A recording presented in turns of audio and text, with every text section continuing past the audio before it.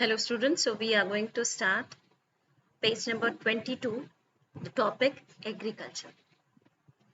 In the first chapter we have read about the independence. On the eve of independence कि हम लोग colonial rule में थे, equality पे काम करते थे. अब यहाँ पर क्या है, there was a neither growth nor equity in the agriculture sector उस period में.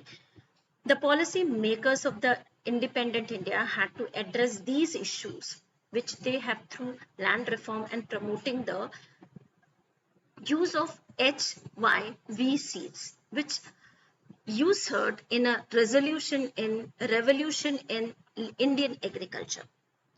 क्योंकि इक्विटी पे काम नहीं किया गया उस पीरियड में, ना ही इंडिया की ग्रोथ को ध्यान में रखा गया एग्रीकल्चर सेक्टर में, तो यहाँ पर इकोनॉमिक्स ने क्या किया, HYV सीड्स पे काम किया और इंडियन एग्रीकल्चर में रेवोल्यूशन लाने की कोशिश की.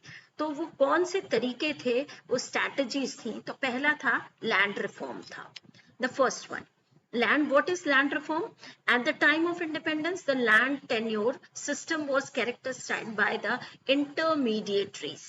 अब intermediaries land reform करते थे, तो वो intermediaries कौन होते थे? Variously called zamindar, zagirdar, this type of peoples who merely collected rent from the actual tiller of the soil without contributing towards the improvement of the farm. जमींदारों को जो लैंड पे एक्चुअली टिलर्स से जो काम करते थे उनसे वो टैक्स लेते थे, जैसे रेंट कहा गया, लैंड रेंट कहा गया, कलेक्ट करते थे. उनको लैंड की फर्टिलिटी से कोई मतलब नहीं था कि लैंड को फर्टाइल करना है, उसका इंप्रूवमेंट कैसे होगा. They don't bother about these things. The low productivity of the agriculture sector forced India to import food from the United States of America. तो प्रोडक्शन भी ज्यादा नहीं होता था.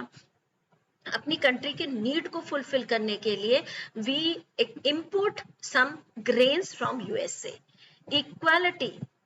Equity in agriculture called the land reform, which primarily refers to a change in the ownership of the land holdings.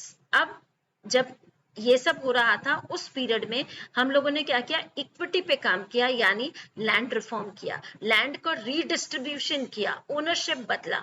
Just a year after independence steps were taken to abolish intermediaries. अब कहा जो land में crop production कर रहा है, cropping कर रहा है, प्लॉइंग कर रहा है, they are the owner of the tiller, are the owner of the land. अब जमींदार नहीं होंगे क्योंकि they are collecting the only rents. The idea behind this moves was the ownership of the land would give incentive to the tiller to invest in making improvement. तो हम उनको थोड़ा help out करेंगे, government help out करेगी so that they can improve their land fertility. Providing a sufficient capital was made available to them. तो एक काम land reform distribution किया गया, जमींदारों जागीरदारों से लेकर इंटरमीडिएटरीज हटाई गई और टिलर्स को लैंड सौंपे गए. दूसरा एक और काम किया गया इसी लैंड एग्रीकल्चर सेक्टर पे, land ceiling. Land ceiling was another policy of promote equity in the, we are repeatedly talking about the equity means सबका बराबर का ग्रोथ हो. बराबर का इसका मतलब सबका ग्रोथ हो in the agriculture sector. This means fixing the maximum size of land which could be owned by then individual.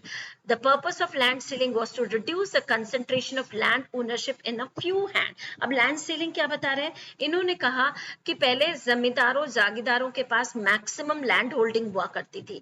अब उसे लैंड होल्डिंग को लैंड रिफॉर्म के थ्रू डिस्ट्रीब्यूट किया गया और एक डिसाइड किया गया कि एक आदमी के पास मैक्सिमम कितना होल्डिंग हो सकता है और उतना होने के बाद बाकी सब टिलर्स को सौंप दिया गया.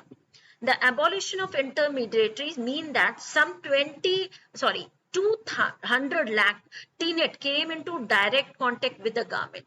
They were thus freed from being exploited by the zamindars. इस पीरियड में जब ये लैंड सीलिंग लैंड रिफॉर्म हुआ तो 200 lakhs ऑफ टीनेट्स जो थे वो जमींदारों से आजाद हुए, गवर्नमेंट के कंट्रोल में आए और उनको लैंड मिला.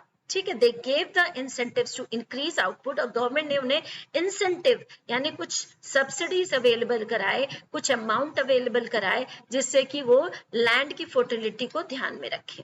However, the goal of equity was not fully served by abolition of intermediary. In some area कोशिश की गई लेकिन सब जगह से नहीं हुआ.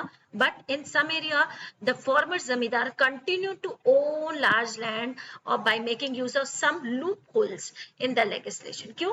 क्योंकि हमारे लेजिस्लेचर में भी कुछ लूप होल थे, इसलिए कहीं कहीं के जमींदारों का लैंड होल्डिंग उनसे लिया ही नहीं गया. There were cases where the tenants were evicted and landowner claimed to be self-cultivator. कई जगहों तो ऐसा दिखाया कि पेपर वर्क में जितने भी जमींदार थे उन्होंने खुद को ही टिलर दिखा दिया. अब claiming ownership of the land, और यदि वो टिलर है तो नेचुरल सी बात है they are the actual cultivators, तो लैंड तो उन्हीं के हाथ में रह गया. Even when the tiller got ownership of the land, the poorest of the agriculture laborers did not benefit from land reform. तो ऐसे कई जगह हुआ जो एक्चुअल रिफॉर्म का फायदा होना चाहिए उन सबको, बहुत सारे ऐसे लोग थे जो लैंडलेस लेबर थे, उन तक वो फायदा नहीं पहुंचा. The land ceiling legislature also faced hurdle. कुछ ना कुछ दिक्कतें तो उनके में भी आई. The big landlords challenged the legislation in the court, delaying its implementation. अब क्या हुआ, गवर्नमेंट ने जब ये रूल पास आउट किया तो जितने भी बड़े बड़े जमींदारों थे कुछ एरिया के, उन्होंने इसे कोर्ट में चैलेंज दे दिया. अब इम्प्लीमेंट नहीं हो सकता था ये लॉ जो सीलिंग का था या लैंड रिफॉर्म का था, तो वो डिले हो गया. They use this delay to register their land in the name of close relative. अब उन्होंने क्या किया, जो लैंड होल्डिंग बड़ी बड़ी थी उन्होंने अपने कई रिलेटिव्स के उसमें नाम दे दिए, तो अब क्या हुआ, स्मॉल होल्डिंग हो गई, thereby escaping from the legislation. और इस तरह से वो लॉ से भी बाहर निकल गए, उन्हें लैंड किसी को बांटना भी ना पड़ा.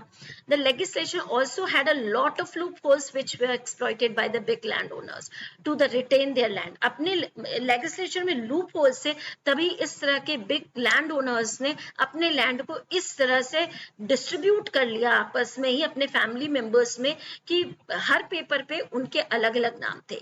तो land reform were successfully in Kerala, west Bengal. और लैंड रिफॉर्म कहाँ सक्सेसफुल रहा, केरला में, वेस्ट बंगाल में, because these states have government committed to the policy of the land to the tiller. वहां पर टिलर्स को दिया गया तो वहां पर सिस्टम अच्छा हो गया. Now, unfortunately, other state did not have the same level of commitment. जबकि बाकी जगह पर ये इतना ज्यादा फ्रूटफुल नहीं रहा किसानों के लिए. The next topic is the green revolution. ये भी एक लैंड रिफॉर्म में एग्रीकल्चर सेक्टर में किया गया था.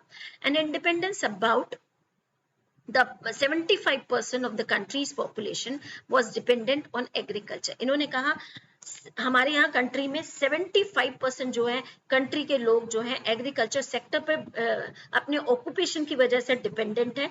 Productivity in the agriculture sector was very low. 75% production unit में काम कर रहे हैं लेकिन प्रोडक्टिविटी फिर भी लो है, बिकॉज द ओल्ड टेक्निक हम लोग यूज कर रहे थे. Absence of required infrastructure for the vast majority of farmer. हम लोग ओल्ड टेक्निक को ही ऑप्ट करते चल रहे थे. India's agriculture virtually depend on, हम लोग मानसून पे डिपेंड रहते थे. हम अब भी ओल्ड टेक्निक पे काम कर रहे थे. Monsoon, and if the monsoon fail, हमारा मानसून अच्छा हमारा प्रोडक्शन अच्छा. इस साल मानसून अच्छा नहीं तो प्रोडक्शन अच्छा नहीं, तो ये दिक्कतें हम फेस कर रहे थे. The stagnation in the agriculture during the colonial rule was permanently broken by the green revolution. अब जब ब्रिटिश रूल से हमारी इकोनॉमी को बिल्कुल स्टैग्नेट, बहुत बुरी कंडीशन में कर रखा था, उस पीरियड में ग्रीन रेवोल्यूशन ने हमारे में कुछ चेंजेस लाए. This refers to a large increase in the production food grain. उसने रिजल्ट जब लोगों ने ऑप्ट किया तो हमारा फूड ग्रेन में प्रोडक्शन हाई हो गया. क्यों? क्योंकि उन्होंने high yielding variety of seed को हमें क्योर करके दिया. अब पहले में उन्होंने 1960s में जब उन्होंने लॉन्च किया ग्रीन रेवोल्यूशन तो वीट के साथ काम किया, और सेकेंड एक्सपेरिमेंट जब किया तो वीट और राइस के साथ किया. The use of these seeds required the use of fertiliser and pesticide. अब इनका यूटिलाइज इंसेक्टिसाइड, पेस्टिसाइड भी यूटिलाइज किया.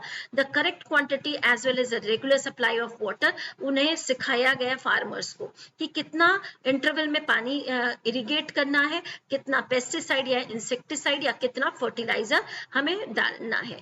The farmers who could benefit from HYV seeds required reliable irrigation. और जो high variety of seed use कर सकते थे उनके पास ट्यूबवेल से यानी इरिगेशन फैसिलिटी अवेलेबल थी.